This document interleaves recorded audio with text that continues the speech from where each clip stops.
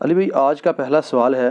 ہمارے ہاں عموماً میت کو قبر میں دفنانے کے بعد اس کی قبر پر پانی یا گلاب کے عطر کا چھڑکاؤ کیا جاتا ہے، پھر گلاب کے پھولوں کی پتیاں بھی ڈالی جاتی ہیں، اور اگر قبر کسی بزرگ کی ہو تو اس پر چادر وغیرہ ڈالی جاتی ہے۔ اسی طرح قبر میں عہد نامہ رکھنا کہاں تک درست ہے؟ دیکھیں جی، جو جنازے سے متعلق جتنی چیزیں ہیں، خصوصاً میت کو جو دفنانے کے ساتھ ریلیٹڈ ہیں، اس میں اکثر جو ہمارے معاشرے کے اندر، سب کانٹیننٹ کے اندر رسومات ہیں، یہ بدعات ہیں۔ کچھ چیزیں سنت بھی ہیں لیکن زیادہ تر بدعات ہیں۔ یہ جتنی باتیں آپ نے گنوائی، ان میں اکا دکا چیز تو آپ سنت کہہ سکتے ہیں، باقی اس سے بھی بڑھ کر لوگ تو کفنی لکھتے ہیں باقاعدہ، یعنی وہ کئی بار ہمارے پاس بھی لوگوں نے بھیجا ہے کہ جی آپ اس کے اوپر ذرا کلمہ لکھتے ہیں، فزیکلی کلمہ کفن کے اوپر لکھواتے ہیں۔ جو سمجھدار ہیں وہ کہتے ہیں نہیں جی فزیکلی نہ لکھیں، بس ہاتھ کے اشارے سے لکھتے ہیں، اور کلمہ لکھوانے کے لیے علماء کے پاس بھیجتے ہیں۔ آپ مسلمانوں کا لیول دیکھ لیں، وہ کلمہ بھی ٹائپ نہیں کر سکتے اس کے اوپر، ہینڈ رائٹنگ کے طور پر۔ اسی طریقے سے بعض لوگ حج اور عمرے کے لیے جب مکہ شریف جاتے ہیں، وہاں سے زمزم کے اندر بھگو کے لے آتے ہیں کفن کو۔ بعض لوگ مدینہ شریف کی مٹی لے آتے ہیں کہ ساتھ کفن میں رکھ دیں گے۔ عہد نامہ بعض لوگ، اب وہ عہد نامہ تو خود ہی کوئی ثابت نہیں ہے، اس کو رکھتے ہیں قبر کے اندر اور کہتے ہیں اس کی برکت سے کچھ ہو جائے گا۔ میرے بھائی، اس سے کچھ نہیں ہونا۔ صحیح بخاری اور صحیح مسلم کی متفق علیہ حدیث ہے کہ اللہ کے محبوب صلی اللہ علیہ وآلہ وسلم نے فرمایا، انسان کے 3 دوست ہیں، قبر میں صرف ایک ہی ساتھ جاتا ہے اور وہ اس کے اعمال ہیں۔ 2 دوست باہر ہی رہ جاتے ہیں، اس کا مال اور اس کے رشتہ دار، یہ قبر سے باہر رہتے ہیں۔ لہٰذا یہ قبر میں تو ان چیزوں سے کوئی نفع ہونے والا نہیں۔ جہاں تک پھول ڈالنے کا تعلق ہے، تو پھول کی تو اصل کوئی موجود نہیں ہے۔ اس کو جس حدیث پر قیاس کیا جاتا ہے نا، وہ بھی بہت دور کا قیاس ہے۔ وہ حدیث صحیح بخاری اور صحیح مسلم دونوں کے اندر موجود ہے کہ اللہ کے محبوب صلی اللہ علیہ وآلہ وسلم ایک جگہ سے گزر رہے تھے تو آپ رک گئے اور آپ نے فرمایا کہ ان 2 قبر والوں کو عذاب ہو رہا ہے۔ یعنی اللہ تعالیٰ نے اپنے نبی علیہ السلام کو وہ غیبی خبر دے دی، دکھا دیا، اور فرمایا کہ کسی بہت بڑی بظاہر وجہ سے نہیں، ایک شخص جو ہے وہ چغلی کھاتا تھا اور دوسرا پیشاب کے چھینٹوں سے نہیں بچتا تھا۔ پھر نبی صلی اللہ علیہ وآلہ وسلم نے اپنے مبارک ہاتھوں سے ایک درخت کی ٹہنی توڑی اور اس کے 2 ٹکڑے کر کے دونوں قبروں پر ایک ایک ٹکڑا لگا دیا، اور فرمایا کہ جب تک یہ ہری رہیں گی، یعنی یہ بریکٹ میں ہے جو اگلے الفاظ ہیں، یعنی وہ لوگ کہتے ہیں تسبیح کرتی رہیں گی، یہ بریکٹ میں ہوتے ہیں، اصل میں الفاظ ہیں کہ جب تک یہ سرسبز رہیں گی ان کے عذاب میں تخفیف ہوگی۔ اب اس حدیث کے تحت بعض لوگ یہ کہتے ہیں کہ چونکہ ہری جو ٹہنیاں ہیں وہ زندگی کی علامت ہے، اور وہ زندہ چیز جب اللہ کا ذکر کرے گی تو اس کی برکت سے قبر والے کو نفع پہنچے گا۔ اب یہ سب کچھ ایکسپلینیشن ہے، اس حدیث میں یہ الفاظ نہیں ہے، اور اس ایکسپلینیشن کے ساتھ آپ اختلاف بھی کر سکتے ہیں۔ اس کی وجہ یہ ہے کہ چیز کوئی ہری ہو یا سوکھ جائے، دونوں حالتوں میں اللہ کا ذکر کرتی ہے۔ سورہ بنی اسرائیل میں آیا نا کہ کوئی ایسی چیز نہیں ہے جو اللہ کی حمد کے ساتھ اس کی تسبیح نہ کرتی ہو، مگر یہ کہ تم اس کی تسبیحات کو سمجھ نہیں سکتے۔ سورۃ الرعد میں آیا کہ یہ جو بجلی گرجتی ہے، الرعد، یہ بھی اللہ کا ذکر کرتی ہے۔ صحیح بخاری کے اندر موجود ہے، حضرت عبداللہ ابن مسعود کہتے ہیں کہ بعض اوقات ہم اللہ کے محبوب صلی اللہ علیہ وآلہ وسلم کے ساتھ کھانا کھا رہے ہوتے تھے تو وہ جو لقمہ ہم اٹھاتے تھے، ہم اس کی تسبیح کی آواز بھی سنتے تھے، یعنی حضور علیہ السلام کی موجودگی کی برکت سے یہ معجزہ عام لوگوں پہ بھی ظاہر ہو جاتا تھا، وہ اسے آبزرو کر لیتے تھے۔ تو کوئی خشک چیز ہو یا کوئی تر ہو، ہر چیز اللہ کا ذکر کرتی ہے۔ بعض محدثین کا یہ موقف ہے کہ یہ حضور کے ہاتھوں کی برکت ہے کہ آپ علیہ السلام نے اپنے مبارک ہاتھوں سے وہ ٹہنیاں لگائیں اور اس کی وجہ سے ان کے عذاب میں تخفیف ہو رہی ہے، تو یہ بات زیادہ وزنی لگتی ہے۔ بہرحال اس سے اصل ثابت ہو گئی کہ آپ ٹہنی لگا سکتے ہیں۔ پھول ڈالنا یہ تو فضول خرچی ہے، کیونکہ وہ تو آپ نے خرید کے ڈالنے ہیں، اور پھر آپ کے وہ کام بھی نہیں آنا. ٹہنی تو پھر بھی جو آپ تشریح کرتے ہیں کہ جب تک ہری رہیں گی وہ تو ہری رہیں گی, پھول تو کچھ عرصے کے بعد ویسے ہی خشک ہو جانے ہیں, آپ کا مقصد پورا نہیں ہوگا, تو ٹہنی ہی لگائیں, اتنی دور کا قیاس نہ کریں. اور پھر پھولوں میں ایک رسپیکٹ والا معاملہ بھی آ جاتا ہے, اور اسلام میں قبروں کی یہ والی رسپیکٹ نہیں ہے کہ لوگ جو ہے وہ اس کی اس قسم کی رسپیکٹ کریں. ویسے تو ہر مسلمان کی قبر کی رسپیکٹ ہے, صحیح مسلم میں حدیث ہے کہ کوئی کسی مسلمان کی قبر پہ بیٹھے اس سے بہتر ہے کہ انگاروں پہ بیٹھ جائے. یعنی قبر کی آپ توہین نہیں کر سکتے, وہ اپنی جگہ ہے, لیکن اس طرح کی رسپیکٹ بھی نہیں کر سکتے کہ معاملات اتنے آگے چلے جائیں. اور عموماً جو قبروں کے اوپر چادریں چڑھائی جاتی ہیں یا یہ پھول ڈالے جاتے ہیں وہ اس قسم کی رسپیکٹ ہے. اور اس طرح کی رسپیکٹ تو نبی علیہ السلام نے اپنی قبر کے بارے میں فرمایا, مسند احمد میں حدیث ہے, اللہم لا تجعل قبری وثنا یعبد, اللہ میری قبر کو ایسا بت نہ بننے دینا کہ لوگ اس کی پرستش شروع کر دیں. بخاری مسلم دونوں میں حدیث ہے.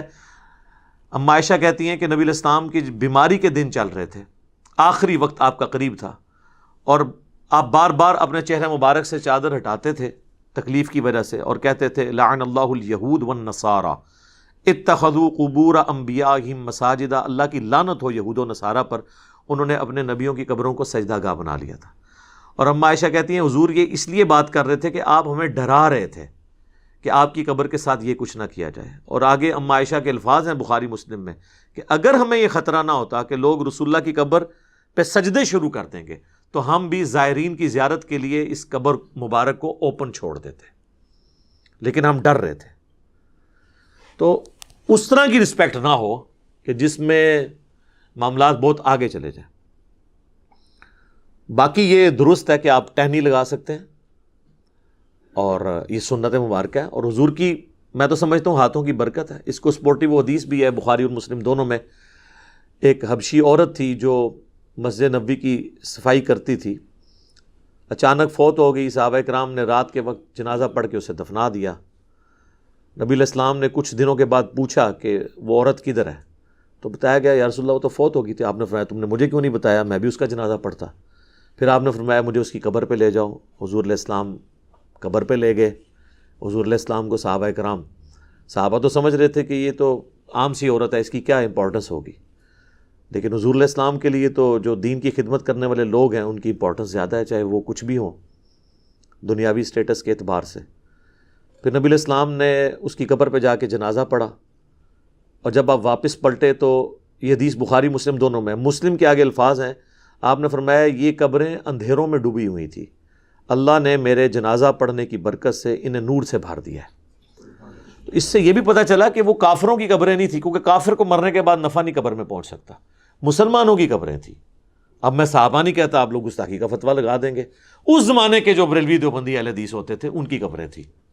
اب یہی مجھے کہنا پڑے گا مجبوراً, ٹھیک ہے, حضور کے زمانے کے. تو آپ علیہ السلام کی دعا کی برکت سے یہ معاملہ اس طرح کا ہو گیا. تو یہ ٹھیک ہے, آپ قبر پہ جا کے بھی جنازہ پڑھیں. اور دیکھیں آٹومیٹکلی اللہ تعالیٰ نے میت کو نفع پہنچانے کے لیے یہ پھولوں والا کام کرنے کی ضرورت نہیں, کئی اور طریقے رکھ دیے ہیں. صحیح بخاری اور مسلم دونوں میں حدیث موجود ہے کہ ایک مسلمان کے دوسرے مسلمان پہ 5 حق ہیں, 5 حقوق ہیں. ان میں سے ایک یہ ہے کہ جب وہ مر جائے تو اس کا جنازہ پڑھے. تو جنازہ پڑھے گا تو اس کے لیے دعا کرے گا اس میں, تو وہ نفع اسے پہنچے گا. تو پھول ڈال کے ضرور نفع پہنچانا ہے. پھر سنن ابی داؤد میں حدیث ہے جب اپنے بھائی کو دفنا چکو تو اس کی قبر پر کھڑے ہو کر دعا کرو, قبر کے اندر جو سوالات ہیں ان کے جوابات میں استقامت کے لیے, یہ بھی اس کے لیے نفع ہے. پھر اس کے بعد بھی جب آپ کبھی قبر پہ جائیں تو صحیح مسلم میں موجود ہے آپ نے قبرستان والوں کے لیے دعا کرنی ہے, السلام علیکم اہل الدیار من المؤمنین والمسلمین وَإِنَّا إِن شَاءَ اللَّهُ بِكُمْ لَلَاحِقُونَ نَسْأَلُ اللَّهَ لَنَا وَلَكُمُ الْعَافِيَةَ. اے جو مسلمان مومنین اور مسلمین یہاں پہ جتنے بھی لوگ دفن ہو تم پر سلامتی ہو, ہم بھی اللہ نے چاہا تو عنقریب تمہارے پاس آنے والے ہیں مر کے, ہم اللہ کے حضور تمہارے لیے اور اپنے لیے عافیت کا سوال کرتے ہیں. تو یہ دعا کا بھی نفع ہے, وہ آپ نے قبرستان جب بھی جانا ہے دعا کرنی ہے تو وہ بھی نفع اس کو پہنچ رہا ہے. اس کے علاوہ کچھ رسومات ہیں وہ بھی صحیح ہے, جس طرح صحیح مسلم میں حدیث ہے کہ حضرت عمر بن عاص کی جب موت کا وقت قریب آیا تو بڑی لمبی وہ حدیث ہے, اور یوٹیوب پہ میرا کلپ بھی ہے عمر بن عاص کی موت, تو اس میں وہ کافی دردناک حدیث ہے. اس کے اینڈ پہ الفاظ ہیں جب میں مر جاؤں تو میری میت کے ساتھ کوئی نوحہ کرنے والی عورت نہیں لے کے جانی ساتھ، نہ کوئی آگ لے کے جانی ہے، اور جب مجھے دفنا چکو تو میری قبر پر پانی چھڑک دینا۔ تو اس سے پتہ چلا کہ قبر پہ پانی چھڑکنا سنت ہے، اور میری قبر پہ اتنی دیر بیٹھے رہنا، یعنی اس کے اوپر نہیں، یعنی مراد اس کے سائیڈ پہ، جتنی دیر اونٹ کو نہر کر کے، اونٹ کو نہر کرنے کے بعد اس کا گوشت تقسیم کیا جاتا ہے، یعنی آلموسٹ 2.5-3 گھنٹے، تاکہ میں اپنے قبر کے ساتھ مانوس ہو جاؤں اور سوالات کے جوابات میں مجھے استقامت نصیب ہو۔ تو قبر پہ بیٹھنا اتنی دیر تو یہ سنت ہے، یعنی ظاہر ہے سنت اس اعتبار سے ایک صحابی تعلیم کر رہے ہیں۔ تو پانی کا چھڑکاؤ کرنا بھی سنت ہو گیا، جنازے کی دعا بھی سنت ہو گئی، قبرستان کی دعا بھی سنت ہو گئی۔ اور سورۃ الحشر میں تو اللہ تعالیٰ نے کیٹاگوریکلی فرمایا ربنا اغفر لنا ولاخواننا الذین سبقونا بالایمان، اہل ایمان کی نشانی ہے کہ وہ اپنے سے اگلے جو لوگ گزر چکے، مر چکے، ان کے لیے دعا کرتے ہیں۔ تو وہ تو ہم عام دعاؤں میں بھی ہمارا حصہ ان تک پہنچتا رہتا ہے، وہ ہم نے دعا کرنی ہے ہر صورت میں۔ باقی اللہ کی مرضی ہے وہ دعا کو قبول کرے۔ صحیح مسلم میں حدیث ہے کہ جس مسلمان کے جنازے میں 40 ایسے مسلمان شریک ہو جائیں جو شرک نہ کرتے ہوں تو اللہ تعالیٰ ان کی شفاعت اس مردے کے حق میں قبول کر لے گا۔ اب یہ اللہ کی مرضی ہے، قبول کرے یا نہ کرے۔ بخاری مسلم دونوں میں حدیث ہے کہ عبداللہ ابن ابی جب مرا ہے، حضور علیہ السلام نے اپنا کرتا مبارک کفن کے طور پہ اسے دیا، چونکہ اس کا بیٹا صحابی تھا، نبی علیہ السلام کی اخلاقیات تھے۔ اپنے مبارک ہاتھوں سے اسے قبر میں اتارا، جنازہ پڑھایا، اپنا تھوک مبارک اس کے منہ میں ٹپکایا، لیکن اینڈ رزلٹ یہ ہوا کہ سورہ توبہ میں آیات نازل ہوئیں کہ آپ 70 دفعہ بھی ان کے لیے مغفرت کی دعا کریں، ہم قبول نہیں کریں گے، اور آئندہ نہ تو آپ نے ان کا جنازہ پڑھنا ہے اور نہ کسی کی اس طرح کے بندے کی قبر پہ آپ نے کھڑے ہونا ہے۔ تو وہ اللہ کی مرضی کسی کو نفع پہنچائے یا نہ پہنچائے، اس طرح دھواں زبردستی کے ساتھ نہیں کر سکتے۔ بخاری مسلم دونوں میں حدیث ہے، نبی علیہ السلام کا ایک غلام تھا مدعم، جو آپ علیہ السلام کے اونٹ کا کجاوا کسا کرتا تھا، سفر و حضر میں آپ کو وضو کرواتا تھا، آپ کے ساتھ ایک اٹیچ تھا۔ جب مر گیا خیبر کے موقع پر ایک نامعلوم تیر اسے لگا، کوئی دشمنوں کی طرف سے تیر آیا تو لگ گیا، وہ شہید ہو گیا۔ تو صحابہ نے کہا کہ ہم تو اس کو جنت کی بشارت دیتے ہیں، کتنا خوش نصیب ہے یہ۔ تو نبی علیہ السلام فرمایا تم اس کی جنت کی بات کر رہے ہو، اور مجھے اللہ نے دکھایا کہ اس نے مال غنیمت سے صرف ایک چادر چوری کی تھی جو آگ کی اس کے اوپر ڈال دی گئی ہے۔ اب دیکھیں، یعنی اس سے آپ کو پتہ چل گیا صحابہ کرام کو وہ چادر نظر نہیں آئی، تو آپ کے بابوں کو کسی کی آخرت کیسے پتہ چل سکتی ہے؟ کشف القبور اور وہ پتہ نہیں کیا کیا کلیم کرتے ہیں۔ تو حدیث کے الفاظ ہیں، بعض اصحاب نے اگر کوئی ایک رسی بھی یہ سمجھ کے اٹھائی تھی کہ اس کی تو مال غنیمت میں اتنی ورتھ نہیں ہے، وہ اپنے گھر میں گئے اور واپس لا کے وہ مال غنیمت میں جمع کی کہ کہیں یہ رسی نہ آگ کی بن کے ہمارے اوپر آ جائے۔ تو اس سے اندازہ کریں کہ نبی علیہ السلام کی صحبت میں رہنے والے اگر کسی شخص سے بھی کوئی معاملہ مس ہینڈل ہوا ہے تو اللہ تعالیٰ نے تو اس کا لحاظ نہیں کیا۔ آپ لاکھ کہتے رہیں جو کچھ بھی ہیں تیرے محبوب کی امت سے ہیں، جو محبوب کے ساتھ ڈائریکٹ اٹیچ تھے نا، ان کو بھی اپنے کیے ہوئے اعمال کا انجام بھگتنا پڑا ہے۔ باقی اللہ کی مرضی کسی کے حق میں دعا قبول کر لے تو وہ اس قسم کی جو رسومات ہیں، وہ دعاؤں کی شکل میں جتنے معاملات ہیں وہ تو ٹھیک ہیں۔ اس طرح قبر کے اوپر چادر ڈالتے ہیں تو یہ تو کوئی ثابت نہیں ہے۔ صحیح مسلم میں حدیث ہے کہ نبی علیہ السلام کی قبر میں سرخ رنگ کی چادر بچھائی گئی تھی، آپ کے جسم مبارک اور مٹی کے درمیان، تاکہ یعنی وہ مٹی نہ لگے جسم مبارک اور کفن کو۔ تو وہ یہ جو انہوں نے ایک عقیدہ گھڑا ہوا ہے نا المحنت کے اندر، دیوبندیوں نے، بریلوی بھی مانتے ہیں کہ وہ حصہ زمین جو حضور کے ساتھ ٹچ کیے ہوئے ہے، سر کوئی حصہ زمین ٹچ نہیں کیا، وہ بیچ میں سرخ چادر ہے اور اس کے بعد کفن بھی ہے۔ تو آندہ وہ کہا کریں کہ وہ سرخ چادر اور وہ سفید کفن جو حضور کے ساتھ ٹچ ہوا ہے، اس کے بارے میں بھی کچھ چیز بنائیں آپ۔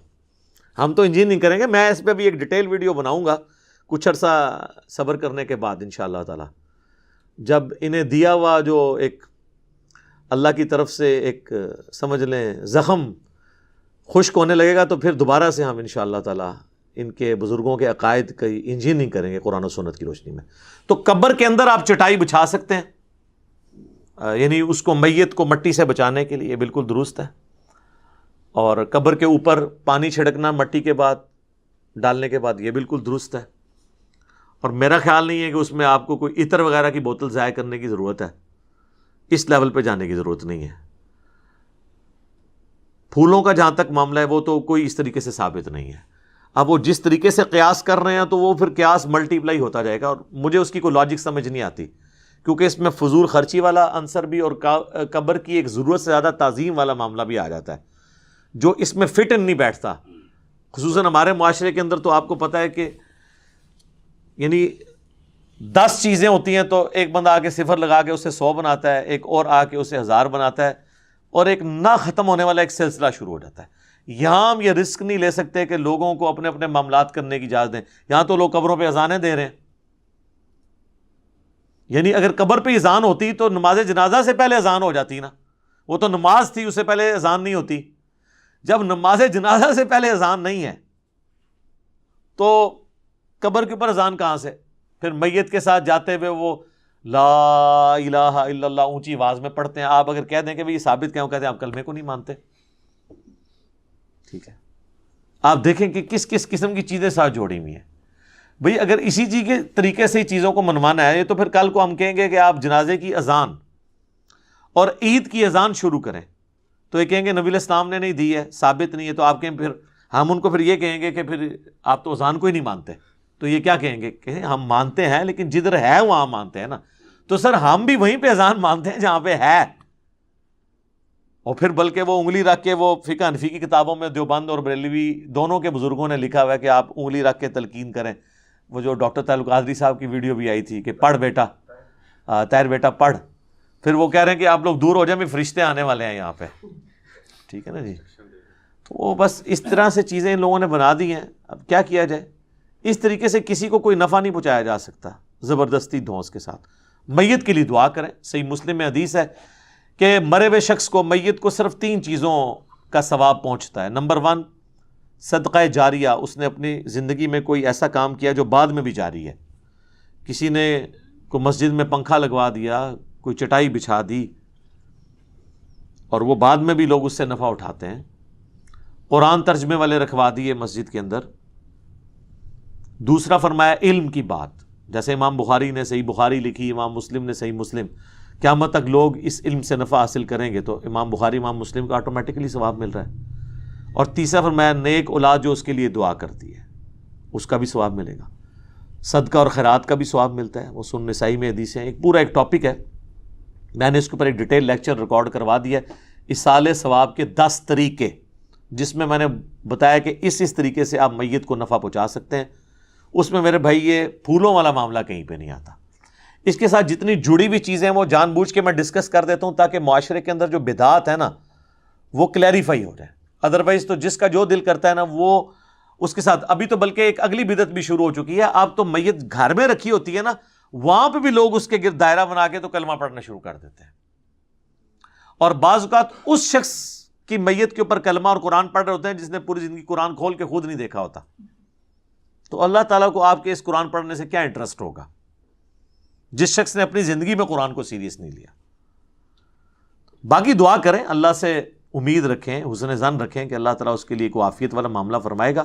لیکن ہمارا کام ہے ان چیزوں کو ہائی لائٹ کریں تاکہ اگر کسی کی اصلاح کا کوئی پہلو نکلتا ہو تو نکلے. باقی دھونس زبردستی کے ساتھ تو ہم چیزوں کو بنوا نہیں سکتے. تو میں نے یہ ایک اوور آل ایک چیزیں کلیئر کر دی. تو اس کا اینڈ رزلٹ کنکلوژن یہ ہے کہ پھول ڈالنا ثابت نہیں ہے، ٹہنی لگانا ثابت ہے، پانی کا چھڑکاؤ کرنا ثابت ہے قبر کے اوپر، اور قبر پہ کھڑے ہو کے دعا کرنا ثابت ہے، قبرستان جاتے ہوئے دعا کرنا ثابت ہے. تو یہ وہ ساری چیزیں ہیں جو میت کو نفع پہنچانے کے لیے، کیونکہ اینڈ رزلٹ لوگ یہ سمجھتے ہیں کہ ہم نے اس پھول کے ذریعے اس کو نفع پہنچانا ہے. تو وہ پھر جس طریقے سے نفع بتایا گیا اسی طریقے سے آپ نے پہنچانا ہوگا. ٹھیک ہو گیا جی؟ جزاکم اللہ خیر.